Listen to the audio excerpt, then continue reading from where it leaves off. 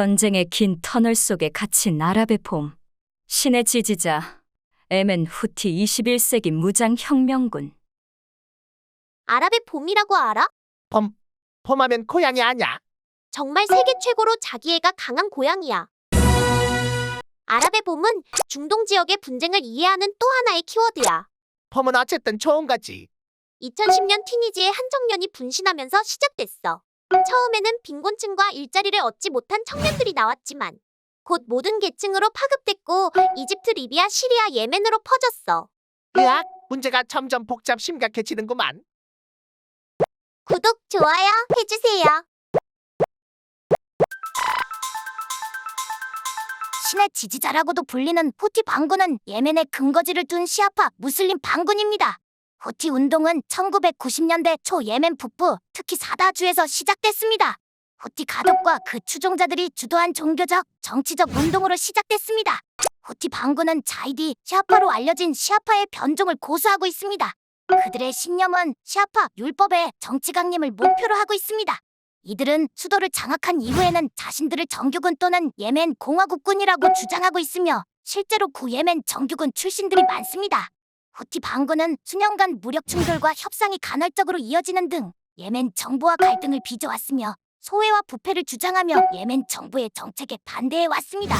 후티 반군은 예멘 정부에 대항하여 몇 차례 봉기를 일으켰습니다. 이 중 가장 중요한 것은 2014년으로 예멘의 수도 사나를 점령하고 대통령 하디를 망명케 만들었습니다. 이 갈등은 내전으로 확대됐습니다. 후티 봉기에 대응하여 사우디 주도의 연합군은 2015년 아랍에미리트 등의 지원을 받아 예멘에 개입하였으나 후티 반군은 사나와 북부의 많은 지역을 포함한 예멘의 주요 지역들에 대한 통제권을 유지해왔습니다. 그들은 또한 다른 예멘 파벌들과 분리주의 단체들과도 충돌했습니다. 보통 후티를 그저 반군 취급하지만 실제로는 이들은 봉기 이후 현재까지 통일 이전 북예멘 전체 영토에 필적하는 영역을 통제하고 있어 이미 반군을 넘어서 사실상 예멘의 실질 집권 세력이 됐습니다.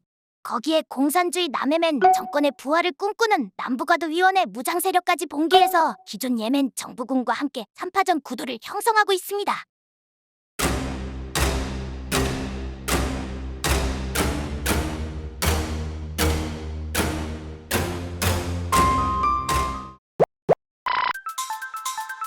원래 예멘 정부군인 순위파 하디 정부는 북예멘에 기반을 둔 세력으로 남예멘과 1972년, 1974년 두 차례 전쟁을 벌이고 합의로 1990년 한 번 통일국가를 이뤘다. 이후 다시 남예멘이 내전을 일으켰으나 북예멘이 승리해 1994년 예멘 전역을 통일했다. 여기에는 사실상 사우디의 후원이 있었다. 2011년 예멘 민주화 운동 이후 후티 반군은 예멘 전 대통령이던 살레에 충성하던 공화국 수비대와 예멘군 병력들을 흡수하며 세력을 키웠고 이란이 사우디를 포위할 목적으로 후티를 지원하면서 예멘을 내전으로 몰아갔다. 2014년 후티 반군은 사나에서 육아 인상을 이유로 반정부 시위를 벌였다. 이후 총리가 사임했고 후티 반군이 사나를 장악했다. 이후 후티 반군과 정부군, 후티 반군과 알카에다 사이의 충돌이 계속됐다. 2015년 후티 반군은 대통령궁을 장악했지만 대통령이 도피하고 옛 남예멘의 지방 정부들이 후티를 따르길 거부했다. 후티는 임시 헌법을 발표하며 의회를 해산하고 대통령위원회를 설치해 2년간 정부 역할을 맡게 하겠다고 밝혔다. 이후 예멘의 하디 대통령은 남예멘의 옛 수도 아덴으로 이동해 헌법상의 임기를 계속하겠다고 밝히고 후티의 통치는 불법이라고 공격해 국제사회의 동의를 구해냈다. 이어 사우디를 위시로 아랍연합군이 개입하면서 예멘 내전으로 발전하게 됐다. 살레 전 예멘 대통령을 후티가 2017년 12월 4일 살해했다고 중동 언론들이 보도했다. 살레는 대통령직 퇴임 이후에도 남아있던 정치적 야망으로 반군인 후티와 동맹을 맺었는데 2017년에는 사우디의 동맹을 제한하는 위험한 줄타기를 하다가 결국 후티와 내분이 났다. 수년째 내전이 지속되고 있고 예멘은 완전히 실패 국가가 되어버린 상태다. 미국은 2021년 트럼프 정부의 폼페이오 장관이 후티 반군을 테러단체로 지정했으나 바이든이 대통령이 되고 나서 제재를 보류한 후 테러단체 지정에서 해제했다.